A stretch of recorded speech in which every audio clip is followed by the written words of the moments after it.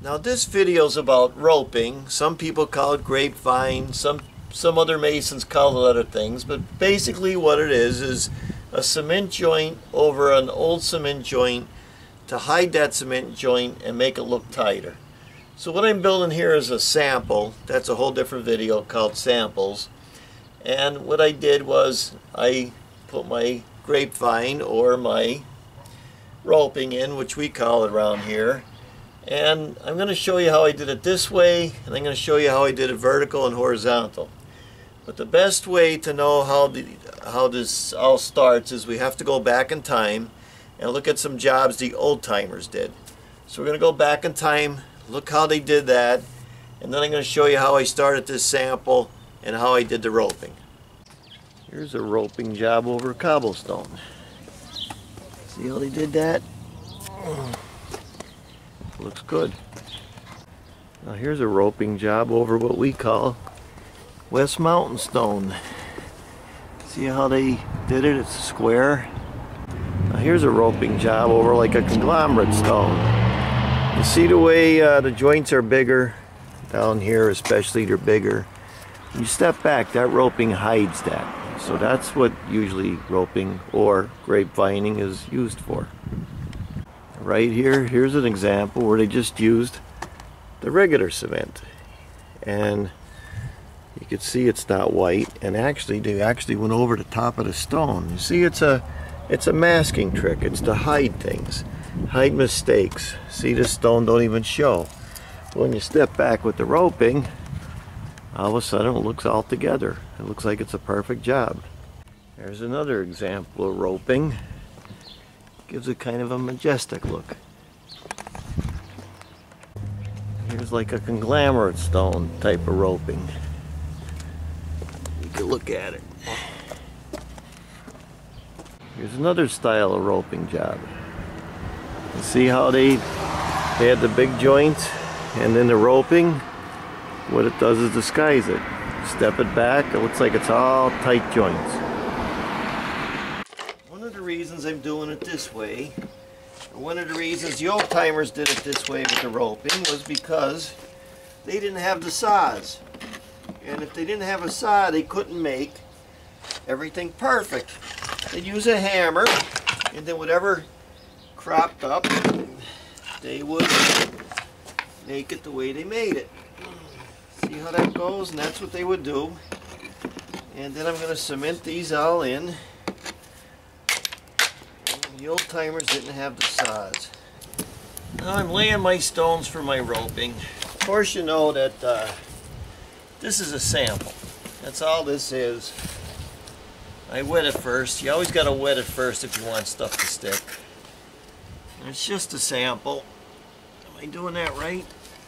There it is. So this is what I'm doing for this sample, and then we're gonna finish this and we'll start the roping. Now we just go over all the joints because this is a roping job.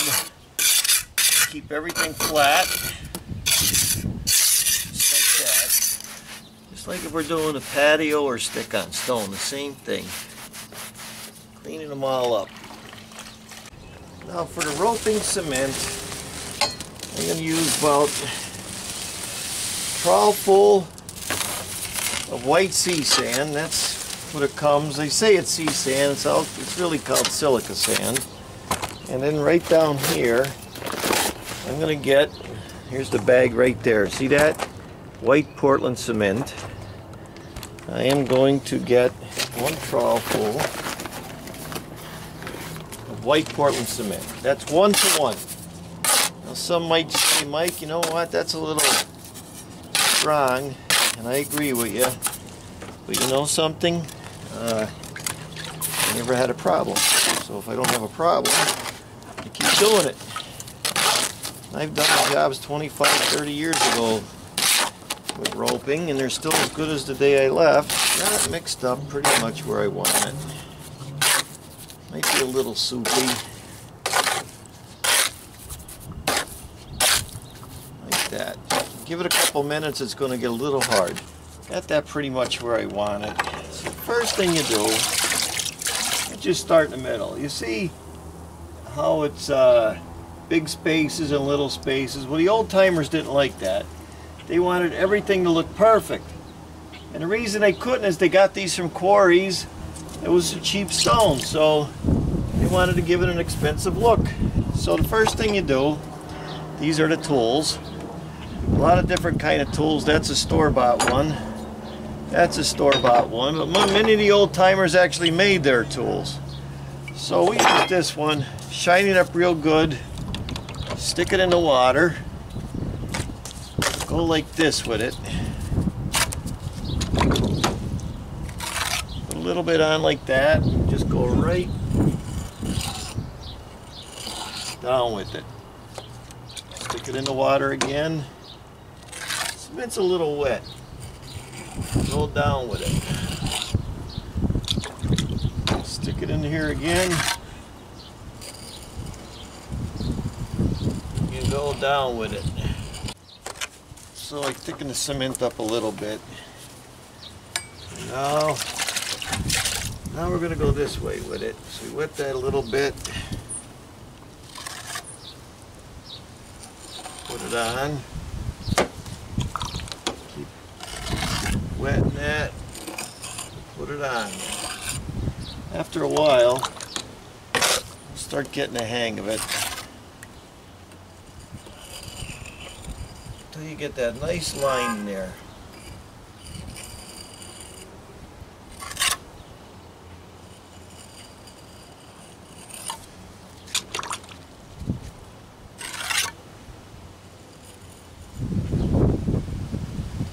You know, I'm getting that nice line.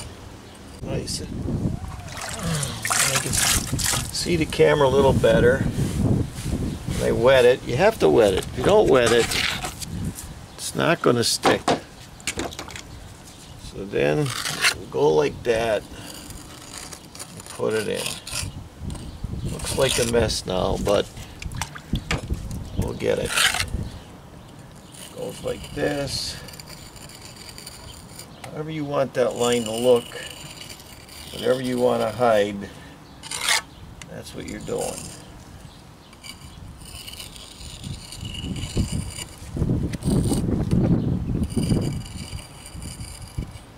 Now, we waited a little bit. You see it got stiff. So we just get a little screwdriver. That's all this is, a little screwdriver. Just scrape away the ends like that. You'll see it as it gets a little more, whatever you want to call it. You could take your thing and go over it again. That hides a lot of sins. And then get the screwdriver, go down like this, scrape it off. Put a little patch in. See that? You could use your finger, just a little patch. Scrape that all off of there. If you want, get your, want to straighten it out a little bit, just go over it again. That's all.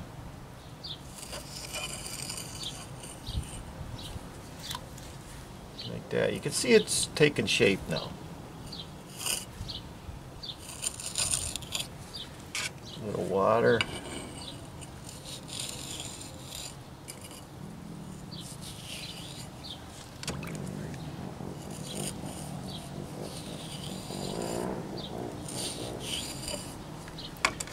So we get that all done, and then we get a toothbrush, just like this. Just go along the edges like that. And you can hit the top a little bit, seeing how much time you want to put into it.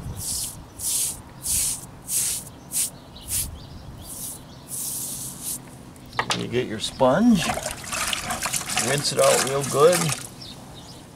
Just clean the sides. You see that? See it taking shape. I'm going to get the sponge a little smaller. Rip a piece off like this. Snip the peel with it. Get on this side of it. That cleans that up real good. See that? These are sponges. I get them from old couches, and my cousin wasn't looking. I tore it out of his car seat. Now you can see this roping taking effect.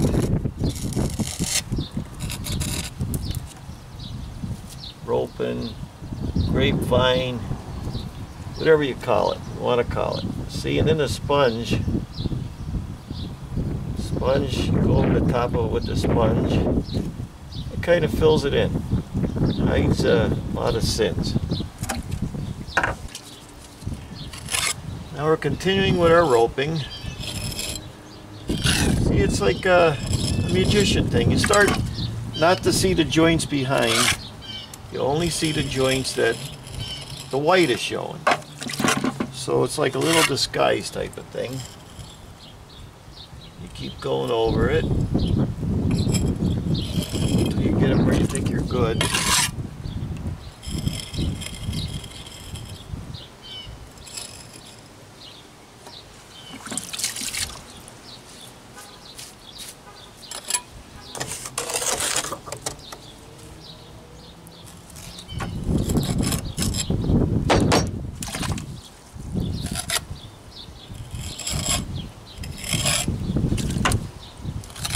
After you do this for a couple hours, you start to get real good at it.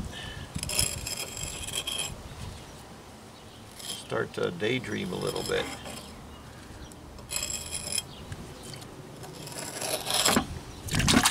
Got the bucket below me now, it's a little faster. Keep doing that. It's not always going to come out perfect, but you could keep playing with it if you want. And you get that toothbrush, go along the sides, kind of form it a little bit, push it in a little bit, use the sponge to get the stuff out. That's it. Just keep playing with it. I always tell people, if you're going to do a project, go and do a little sample first. Then you know what you're dealing with before you start. Some people just go and they try to tackle the project right on, but you can't do that. You gotta take your time and figure it out. So this is the random one. This is the next day. You can even come and scrape it the next day. Make sure you get it right. Some old timers would take a fork, they'd cut one of the middles out, and then that would gauge it as they went if they wanted to get real particular with it. But you notice now when you're looking at it, you can't see the joints behind it. It's something that we used in the 30s, and the 40s, and the 50s for the old timers if they wanted to hide a job and make it look perfect in their eyes. Everybody thinks different. Everybody does it different. Going to show you now how they did it straight up and down. They used a level from another video I had. It was how I repoint an old stone wall part 2. And that's going to show you how I did it the other way. So you get an idea on how to do it. Everybody does it different. And now we'll show you that part. Then the next important thing is you got to wet it. This is the next day. So that's all dry. You have to wet it. If you want concrete or cement to stick, you got to wet it. Now this is the tool they used basically. This is a store-bought one. In those days, they'd make their own. What you did was you had to make sure that's very clean, and you wet that first. And then you get that on here, and they used a level because they were freaks. And they would go just like that.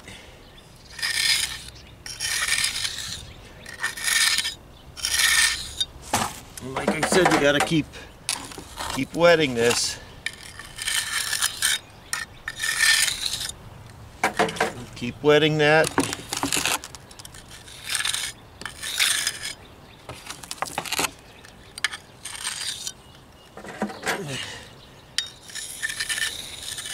Then they'd get it just about like that.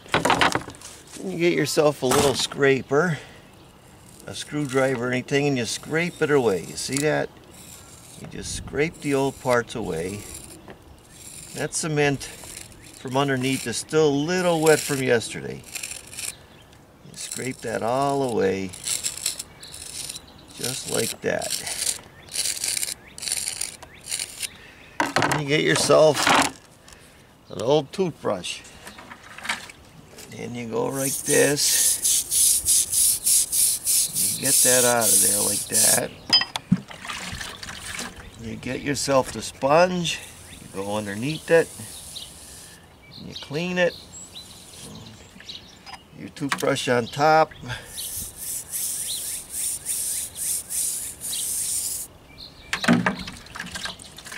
Clean the top. Just go lightly over the top.